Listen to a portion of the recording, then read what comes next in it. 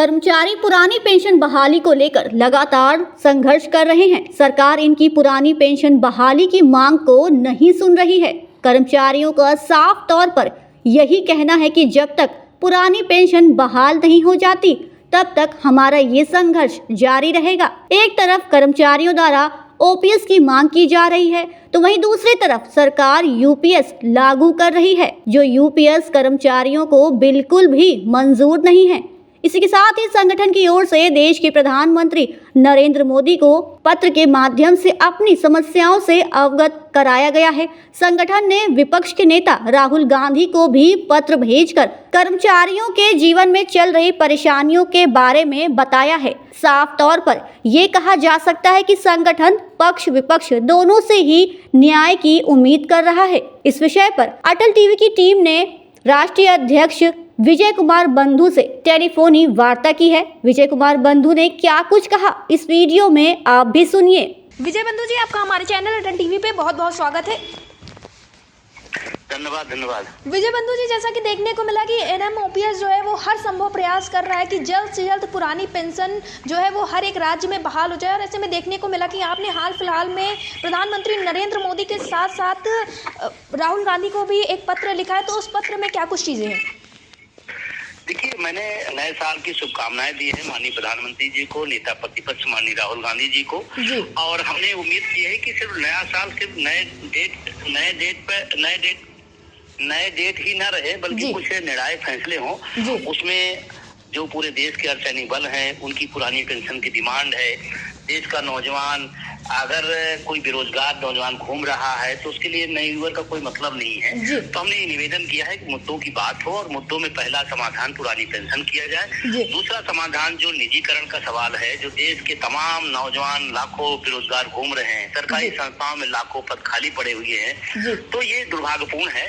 तो हमने नेता सदन से और नेता प्रतिपक्ष से दोनों लोगों को पत्र लिखा है, हमने मेल करा दिया है, हमने कोरियर भी भेज दिया है और हमने ये उम्मीद में कि नए साल में कुछ महत्वपूर्ण निर्णय लिए जाएं, जिसमें ये दोनों विषय महत्वपूर्ण हैं। जी विजय बंधु जी, एक खबर हाल फिलहाल में निकल के आती है जिसमें ये कहा जाता है कि सरकार के पास जो मुफ्त की योजना है उनके लिए तो अच्छा खासा पैसा है, लेकिन जब बात आती है वेतन की और जजों के इसकी पेंशन की तो सरकार क्यों चुप हो जाती है। और अब सुप्रीम कोर्ट ने ये बात कही, जबकि देश का करोड़ों जो कर्मचारी है वो लंबे समय से पुरानी पेंशन की मांग कर रहा है, लेकिन सरकार नहीं सुन रही है। देखिए, अभी ये बात हम ही अकेले नहीं करें, सुप्रीम कोर्ट ने भी एक बात बयान दिया कि हम जब अपने पेंशन की वेतन की बात करते हैं तो आप कहते हैं पैसे नहीं है, बाकी चीजों के लिए आप कहते हैं पैसे की कोई चिंता नहीं, जितना मन हो खर्चा करना है। यहाँ तो अननेसेसरी तमाम लोगों पर फूल की वर्षाएं हो रही हैं, बेरोजगार लाठी खा रहा है, अर्धसैनिक बल पुरानी पेंशन के पेंशन में जी रहा है। तो इसलिए ये नियत का सवाल है।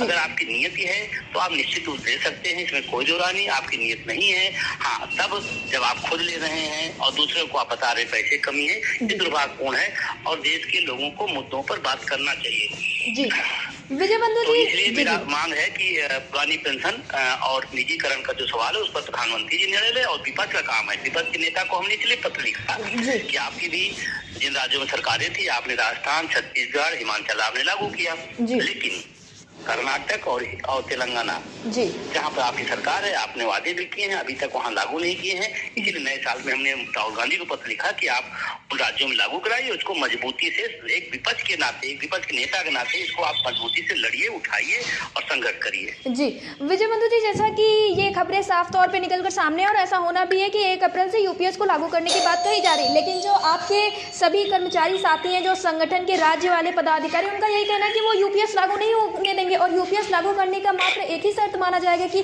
उसको हूबहू ओपीएस की जैसे बनाया जाए। लेकिन अगर सरकार हूबहू यूपीएस को ओपीएस जैसा बना देती है तो ओपीएस ही ना ला देती। देखिए, मैं आपसे कह रहा हूँ, एनपीएस हो चाहे यूपीएस हो, ये पेंशन व्यवस्था नहीं है। वो भ्रम सरकारें 20 साल में एनपीएस झेली हैं, अब अगले कुछ सालों में यूपीएस के भ्रम में रखेंगे।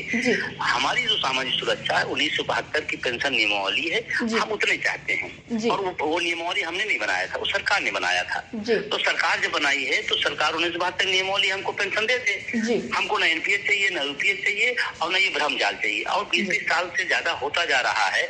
आप सोचो कि जो व्यक्ति रिटायर हो जाएगा उसको 500-700 रुपए मिलेंगे, तो आपके उस आदर्श का उस ढकोसले का क्या फायदा जब उसको मिल रही है। पहले तो हम लोग बताया करते थे कि भाई तुम्हें मिलेगी, अब तो सामने उदाहरण है। और आज आपने बात मानी हमारे संघर्षों की वजह से आपने बदला कि नहीं एमपीएस ठीक नहीं, जब भी तो यूपीएस लाए तो आपने एक गलती सुधारने की दूसरी भी गलती कर डाले। अभी भी मैं वही बात कह रहा हूँ कि हमें 1972 की पेंशन नहीं होनी चाहिए, कम हो ज्यादा हो बेकार हो पुरानी हो वही चाहिए। जी, जैसा कि एनएमओपीएस से हर एक राज्य जुड़ा हुआ है विजय बंधु जी, और सभी लोगों का यही कहना है जब तक आप हैं यहाँ पे तब तक पुरानी पेंशन बहाल होने की पूरी उम्मीद है। आप लोगों के द्वारा पूरा प्रयास किया जा रहा है। और बिहार की अगर बात करें तो वहाँ के जो एनएमओपीएस के पदाधिकारी, उनका ये कहना है कि वहाँ पे एक आमरण अनशन शुरू किया जाना है और इसी के साथ एक हस्ताक्षर अभियान भी शुरू किया जाना है जिससे ओपीएस बहाल हो जाए, क्योंकि बिहार में ये चुनावी साल भी है। तो आप वहाँ के साथियों को क्या कहना चाहेंगे? देखिए, मैं बिहार 17 तारीख को गया था जी।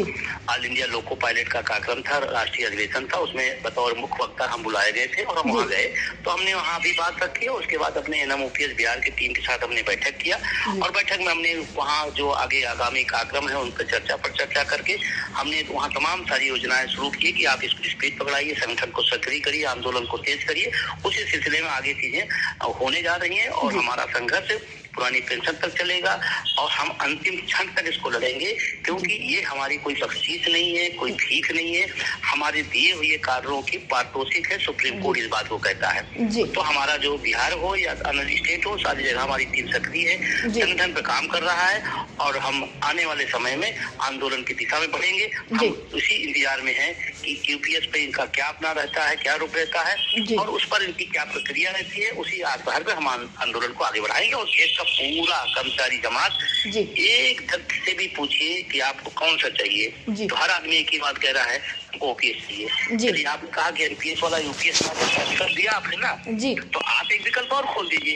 एमपीएस चाहिए, ठीक है, ओपीएस यूपीएस चाहिए, ठीक है, एक विकल्प और दीजिए, ओपीएस जिसको चाहिए, सब क्लियर हो जाएगा, दूध का दूध पानी का पानी हो जाएगा। क्यों आप टेंशन ले रहे हैं? आप टेंशन भी ले रहे हैं और टेंशन दूसरों को दे भी रहे हैं। तो आप एक विकल्प दे दीजिए कि ओपीएस जिसको चाहिए उसको दे दीजिए। जी, क्यों विकल्प नहीं खोल रहे हैं आप? जी, विजय बंधु जी, अटल टीवी से जुड़ने के लिए धन्यवाद।